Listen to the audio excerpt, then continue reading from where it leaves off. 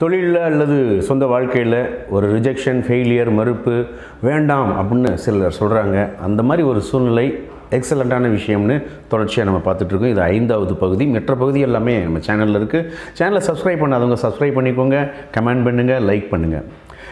ஒரு failure, rejection எதெல்லாம் உணர்த்துது? ஒவ்வொரு நாளும் தினமும் நமது யோசனைகள், நமது செயல்கள் அங்கீகரிக்கப்பட்டே வருது. பாராட்டு மலையில் அப்படின்னு நனைஞ்சிக்கிட்டே இருக்கிறோம். தினமும் எல்லோரும் பாராட்டுறாங்க, அப்படியே ஹாஹா சூப்பர் அப்படின்னே இருக்கிறோம்.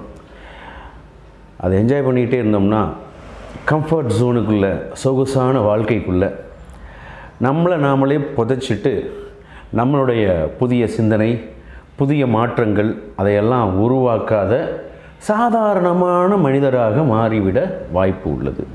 அதனால் டைவர்ஸ் பண்ணிடுங்க, அங்கீகாரங்களை டைவர்ஸ் பண்ணிடுங்க. Divorce recognition. எக்ஸ்பெக்ட் ரிஜெக்ஷன்ஸை எதிர்பாருங்கள். ரிஜெக்ஷன்ஸ் வர வர நம்மளுடைய உயரம் கூடிக்கிட்டே இருக்கும், வேகம் கூடிக்கிட்டே இருக்கும். Rejections are real treasure. தோல்வி என்பது புதையல் மாதிரி. பெரிய சக்ஸஸ்ஃபுல்லான கம்பெனிஸ் அல்லது சக்ஸஸ்ஃபுல்லான பிஸ்னஸ் பர்சன் யாராக இருந்தாலும் சரி, நீங்கள் பார்த்தீங்கன்னா நிறைய தோல்விகள் வர வரத்தான் அடுத்தடுத்த ஸ்டெப்புக்கு, அடுத்தடுத்த ஃபெயிலியர்லேருந்து வர வரத்தான் அடுத்தடுத்த ஸ்டெப்புக்கு போய்கிட்டே இருக்கிறாங்க. நன்றி, மகிழ்ச்சி நண்பர்களே.